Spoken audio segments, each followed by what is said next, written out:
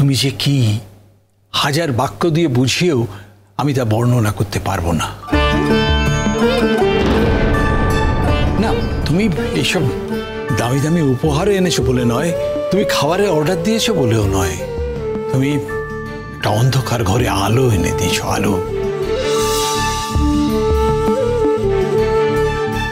কতদিন আমার মেয়ের মুখটা এমন আলো আলো দেখিনি গো।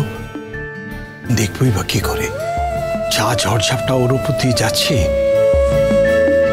তুমি ছিলে বলেই আজ ওর জীবনটা নতুন করে সেজে উঠেছে বাবা। আমি বাবা হয়ে এ কথা অস্বীকার করি কি করে?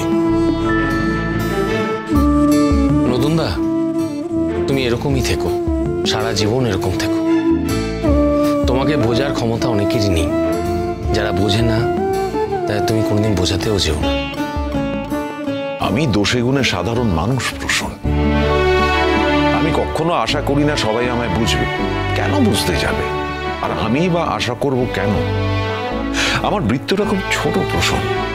আমি চাই সেই ছোট্ট বৃত্তের মানুষগুলো আমাকে বুঝুক, ব্যাস, ওতেই আমার হবে।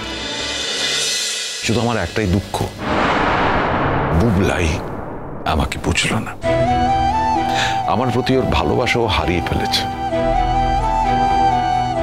আমি কিন্তু ওকে ভীষণ ভালোবাসি আজও। ও আমার প্রতি ভালোবাসা হারিয়ে ফেলেছে ঠিকই, কিন্তু ওর প্রতি আমার স্নেহ ভালোবাসা আমি হারাতে পারিনি। তোমারও কিন্তু অনেক আগেই পারা উচিত ছিল। যে অপমান ও তোমাকে করেছে, পৃথিবীর অনেক অপমানের থেকেই সেই অপমানটা বেশি। অনেকেই তো অপমান করে, কিন্তু কার অপমান আমি গ্রাহ্য করব আর কারটা করব না সেটা তো নিজেকেই ঠিক করতে হয়।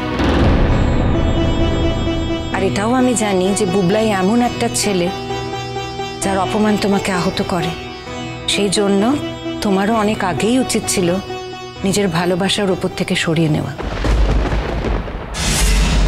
ছাড় বুড়ি, ছাড়, সবকিছু নিজের মনের মতন হয় না রে। আচ্ছা তুই বুড়ি আমাকে একটা কথা বলতো, তুই তো তোর 3 ছেলে মেয়েকে সমানভাবে মানুষ করেছিস তো, তাহলে তো বড় ছেলে বিগড়ে গেল কেন? লাভ নেই, এসব ভেবে কিচ্ছু লাভ নেই। আমিও তো চেয়েছিলাম সর্বশক্তি দিয়ে আমার মেয়েকে ভালো মানুষ তৈরি করতে, ওর মধ্যে যেন ভালো গুণগুলো তৈরি হোক, সেটা আমি চেয়েছিলাম। তাহলে এরকম মেয়ে কেন হলো বলতো? আমার বোনের মেয়ের সঙ্গে যার সম্পর্ক, পৃথিবীতে তাকে খুঁজে পেল বিয়ে করার জন্য, আর তার মা তাতে ইন্ধন দিয়ে গেল। আমি জানতাম ঠিক আমার নামেই দোষটা দেবে। না না শোনো, তোমার মেয়ে যদি কাউকে নিজে থেকে পছন্দ করেও থাকে, তাতে তো আমি ইনভলভ হইনি, তুমি কেন ইনভলভ হলে? প্রসুন্দা, ছাড়ো না। দেখো, এসব কথা শুনলে তো মিঠিরও খারাপ লাগে। কেন বলছো এসব কথা? বাদ দাও প্লিজ। আরে বাবা, আজকের দিনটা স্পেশাল দিন, আনন্দ করতে হবে তো। এসব কথা ভুলে যাও না।